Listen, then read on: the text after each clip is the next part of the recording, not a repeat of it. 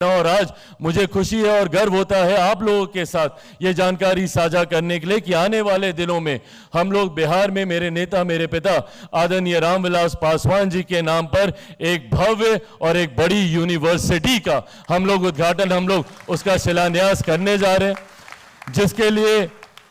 भूमि लेने का कार्य, उसका पूरा प्रोसेस पूरा हो चुका है। आने वाले दिनों में और हम लोग की सोच है और हम लोग की चाहत है कि 15 अगस्त से पहले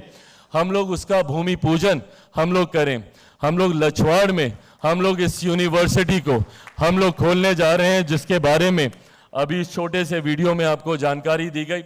उसके साथ ही साथ एक अस्पताल, मल्टी स्पेशलिटी हॉस्पिटल हम लोग यहाँ पर खोलें, उसके लेकर भी कार्य काफ़ी हद तक आगे बढ़ चुका है। उसके लिए भी हम लोग भूमि ज़मीन अधिग्रहण करने का कार्य काफ़ी हद तक आगे बढ़ चुका है। उसकी भी जानकारी बहुत जल्द आप लोगों के सामने रखी जाएगी। साथियों, बीटों के माध्यम से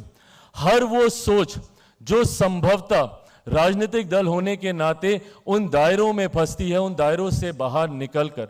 मैं ये एक ईमानदार प्रयास कर रहा हूँ, एक ईमानदार कोशिश कर रहा हूँ अपने राज्य को एक विकसित राज्य बनाने की, अपने राज्य को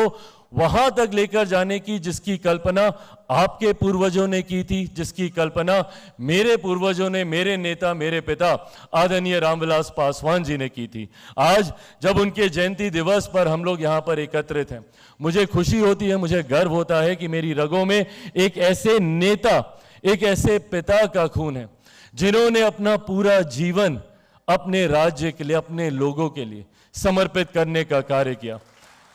5 दशक से ज्यादा, लगभग 50 वर्ष से ज्यादा वे सक्रिय राजनीति में रहे। मुझे गर्व इस बात का होता है कि इन 5 दशकों में सक्रिय राजनीति में रहने के बावजूद आज जहां एक तरफ उनके कार्यों की चर्चा तो जरूर होती है, पर कई ऐसे और नेता हैं जिनके कार्यों के साथ साथ उनके ऊपर लगे भ्रष्टाचार की भी चर्चा होती है। वहीं मुझे गर्व इस बात का होता है कि मेरी रगों में एक ऐसे नेता का खून है जो 50 साल से ज्यादा सक्रिय राजनीति में रहे, पर उनके ऊपर कोई 1 रुपया तो क्या, 1 पैसे तक का आरोप नहीं लगा सकता।